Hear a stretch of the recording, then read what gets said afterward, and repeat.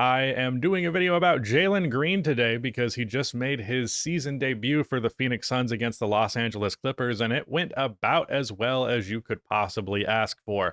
Not only did he score 29 points in 23 minutes on some really excellent efficiency, but I also felt like he was super engaged on the defensive end. He got 3 steals in those 23 minutes, and most importantly, he seemed capable and willing as a playmaker in this game. He got 3 dimes, which in 23 minutes is like nothing that substantial. However, he got a couple of different hockey assists. He made a couple of really nice passes where the player just flubbed it. Like I believe he had a pick and roll with Mark Williams where he just missed a point blank layup. He had a really nice skip pass that resulted in a hockey assist. One of his assists was for like a Devin Booker no dip 3. So it was like contested. So like didn't create some great opportunity there. But like, I liked the way that he was not clearly hunting for his shot immediately every single time. Obviously, the Suns are expecting him to be a shot creator, so shot create he will, but he was not hitting the ball hog AAU ball allegations that he historically has. So we're going to go through these highlights. Hello, everybody. Welcome, Little Rusty Bucket. Subscribe to the channel, drop a like, hype the video, trying to hit 40K subs over here, so that subscription would be much appreciated. I thought about going through the pain of just getting literally every single shot attempt from him. Unfortunately, no one else was nice enough to put that video together.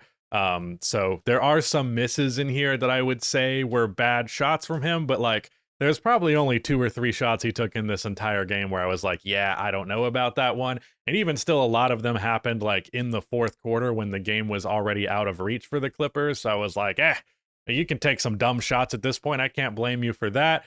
Pick and roll here with Mark Williams, gets Chris Dunn behind him, and he does a great in-air adjustment on Zoo to keep his hand away from the ball. This right here is just athleticism for real. A lot of hang time, able to scoop that shot in.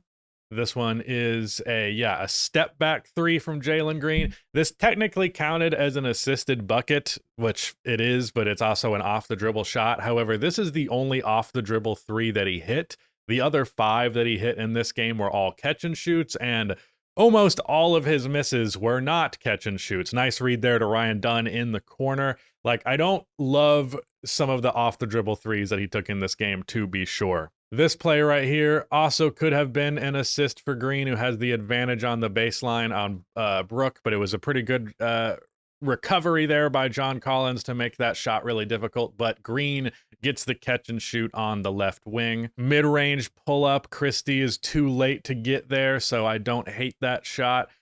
Brook Lopez was lingering, but neither of them really got anywhere near his release point. Booker finds Green on the wing here. Derrick Jones Jr. a little late to recover, so that's a really clean look. Jalen has a really high release point, to the point where it kind of always seems like he can get a decent look off no matter where it is from. Fakes the 3 right there. That was my favorite read of the night. The damn near no look pass to Mark Williams. Really quick decision making there, which is really essential out of a lead ball handler or a secondary one. Corner 3 right there. Again, kind of over 2 defenders, but also kind of not, because Dunn was the only one who got remotely close there. So that's a clean look, and he hits it. I believe he hits another corner 3 in this one, so he was specifically cooking from the corner. Swing pass from Royce O'Neal to the right elbow this time. He hits that one. Now Booker not on the floor. Lead ball handler taking the screen from Mark Williams. Once again uses his body really well to protect the ball. This time taking the foul from Zubats for the and 1. I also got to compliment Jalen Green's hair. Looked fucking phenomenal in this game. I kept thinking that every time the camera cut to him. His barber cooked 100%. Yeah, takes the bump, off balance a little bit, but still in enough control to put it into the basket. Another possession, or this time Devin Booker is on the floor, but Jalen Green, yeah, that's the no dip 3 out of the corner that I was referring to earlier. Now Booker is not on the floor. So it is the Jalen Green show again with Christie on him, and he hits this nice snatch back into the fade. Decent defense by Christie, but not enough. Not enough to actually bother the shot. That was a steal that was kind of handed to him, as was the setup there for the transition 3, but he's wide open in the corner off of this offensive rebound from Ryan Dunn. and that was his last shot of the game. And I gotta say, this energy from him on the end right here, Devin Booker nodding in approval, it did give me a little bit of a feeling of like, oh, this might be the change of scenery that Jalen Green needed to be good. To be clear, I'm not a Jalen Green fan at all, never have been, and it's primarily just because he's a type of player that I do not care for. In the same line of like Zach LaVine or a Jamal Crawford, where it's like, yeah, this guy can score in really, really fun ways, but it's often inefficient. Zach LaVine is far more efficient than both of those guys. That's kind of what I feel like the ceiling for Jalen Green is. Like, I generally just don't like two guards who score but can't pass, like, at all. I know the position is called shooting guard, but like in the NBA these days, like, if you're a guard and you're not at least a competent playmaker, that stands out a lot. And that was a big problem that Jalen had in the playoffs. Not only was his shot not falling, but he also really wasn't capable of doing much more offensively besides for shooting the ball. But he was making really nice reads in this game, so I got to give him that. I liked his shot selection more so than I normally do. Again, he didn't hit only one of his off the dribble threes went in, so I do worry about how viable of a shot that is going to be for him, especially given the volume that he was launching them. But for the most part, this is a really, really positive game for Jalen. You could tell that Devin Booker was quite happy having someone else on the floor who could shot create for him. After this game versus the Clippers, they are now 4-5, and I believe that puts them just on the cusp of the playoff picture in the Western Conference. The West has weirdly been like not a lot of teams are doing phenomenal in the West right now. So the Phoenix Suns are the 9th seed, and they are both they are a game above the Sacramento Kings and a game below the Minnesota Timberwolves. So yeah, the Phoenix Suns, I predicted this year that they really wouldn't be that much worse than they were last year, because while Kevin Durant is obviously a very good player, felt like him and Booker was pretty redundant, and it was like, okay, well, Booker is just going to shoot the ball more this year, and it will kind of make up for that difference.